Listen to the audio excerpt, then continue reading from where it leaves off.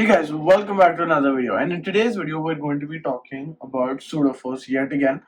So, in our previous videos till now, we have spoken about the basics for Newton laws of motion. We've talked about FBD, we've talked about pulley constants, pulley problems, and we have just started a topic about inertial and non-inertial frames.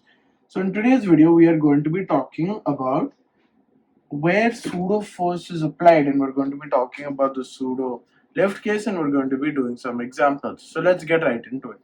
So first, a lift. Now let's say my lift, this is a lift, and just avoid this string. This is not a string, obviously, because then it would have tension. But just to make it look more realistic, I have drawn this.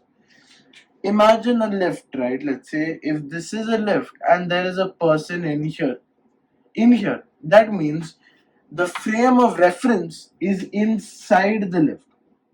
We are talking about what is going on inside the lift. This is important because then we are going to understand whether if the lift is going up with acceleration, if it's going fast, or it's decelerating coming down, what happens inside? Or let's say it's going with constant velocity. So our first case is when lift is either going up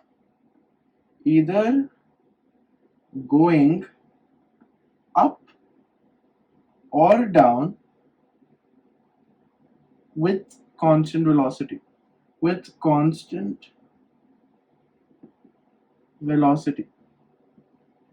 Now, if you remember in the last video, you might be wondering, I spoke about constant velocity just means acceleration is equal to 0, right? So that means this is an inertial frame of reference, right?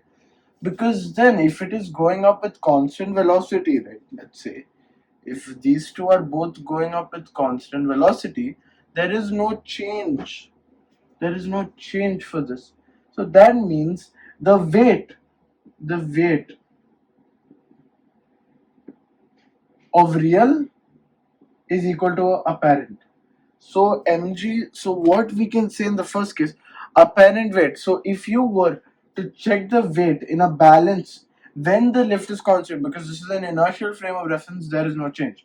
So apparent weight is equal to real weight. Now why is this important? See, for a case like this, you might be wondering, W apparent, W real, why are we talking about this? Does this really matter? Yes, it does, because for the next two cases, we will not be looking at an inertial frame of reference. Right. So basically, the apparent weight will be equal to the true weight. Then apparent weight just means if I were to measure my weight inside here from a scale, that is what I mean. That means mg is equal to mg, because W apparent is just equal to mg, right? And W real is also equal to mg. That's how we get this, right? So this is our first case. And then our next case. Now here is where it gets different. So I don't want to rewrite. So our next case is if the lift is accelerating up, if the lift is going up with some acceleration. Now there is an acceleration A, or lift is retarding down with acceleration, either going up with acceleration A, or while it's going, or it is retarding down. Matlab, it is decelerating with deceleration A. So any of the two does not matter, but the main point is it's going up. I don't want to talk about deceleration here to confuse you guys. So it's going up. Lift is going up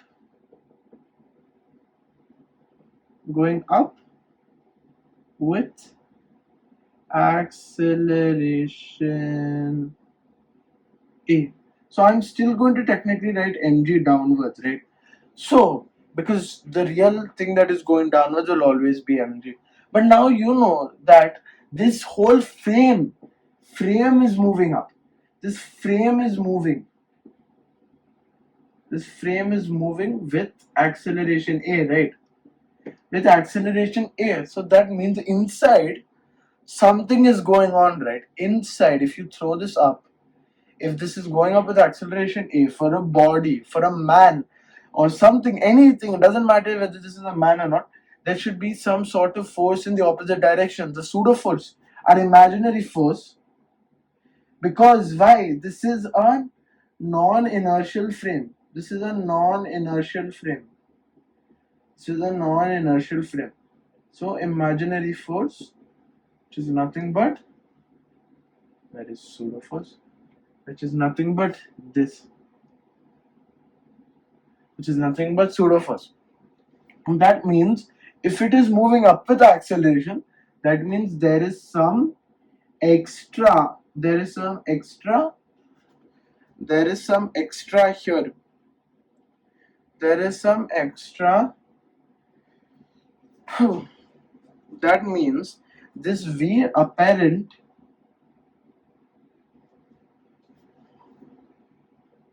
shift is going up.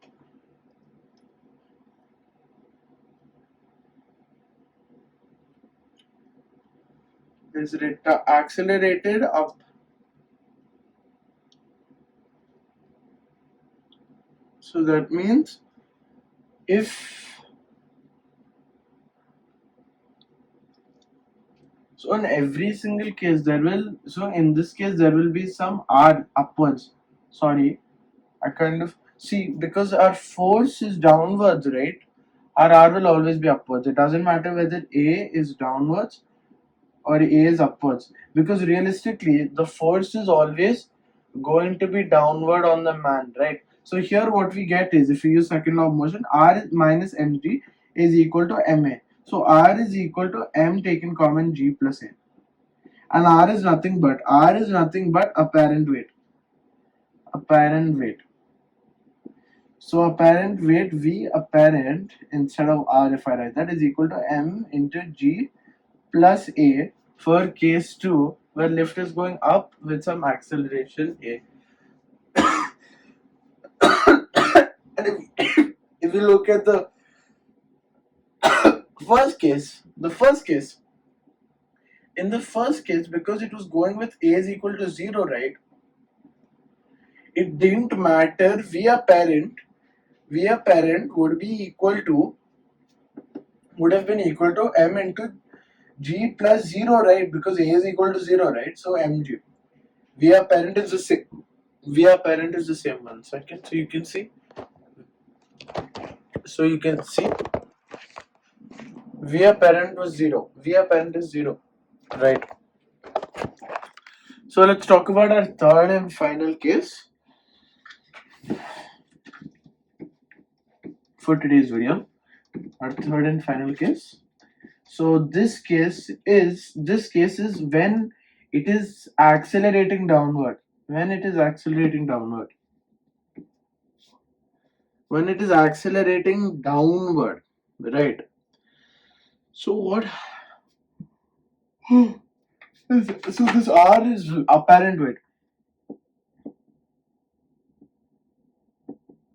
and apparent weight will be upwards. Apparent weight will be upwards, right? Because when a body is falling down, right, when it is in free fall, you will feel some sort of weightlessness, right? So I will explain why that happens in the first place. But first you have to understand, when the acceleration is downwards, right, then that means mg, if because acceleration is downward, which one is greater? Mg is greater than r, right? So we get mg minus r is equal to ma. Again, this is a non-inertial frame. Non-inertial. The last two cases have been non-inertial. The other two cases have been inertial. So that's why we will get m into g plus a. But in our last case, we got m is equal to. Sorry. Oh my god, sorry. M to g. This is our third case. When acceleration is downward. So apparent weight is less than apparent weight, and this is completely logical, right? If you are going up with some acceleration, right? If you're going up with some acceleration in a lift you're going up with some acceleration. That is not actually, that is done by pseudo force. You are going up with some acceleration, then you will feel heavier. So in our second case, apparent weight is more. R is greater than mg, but in our third case, R is less than mg. Now you know what? In a free fall, when you are falling down, you tell me something. When if I drop this, let's say a lift, this whole structure, let's say I break this string. Let's say I break this string. Now, what do you think would happen? This would go into free fall, right? This whole lift would go into free fall. Then you know what would happen in this case, right? If you are going in a free fall in a lift, right, you will start going up. You will start going up in the lift. And you know what will happen, right? Because it's a free fall, right? This acceleration automatically becomes g. So that's when if because it is still going down, we substitute a is equal to g in this equation, we will get r is equal to 0. So that means the apparent weight during a free fall is equal to 0, and this is the condition for weightlessness. So if you were to fall, you would feel this, because what happens is, yes, you are going down with some weight, but you are also feeling a force upwards, and this force, they both cancel out, because here you will get mg minus r is equal to mg only. These two will cancel, r is equal to 0 only, na? R is equal to 0 only. So these are the three cases. So our first case is when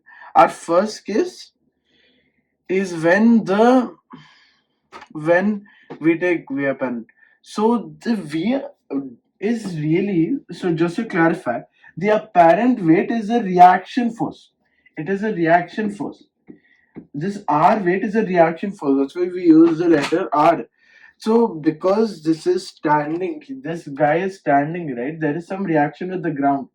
There is some reaction force, imaginary. Again, this is a pseudo force only. Pseudo force on from the ground, and this is what happens. Obviously, this does not exist, the tension.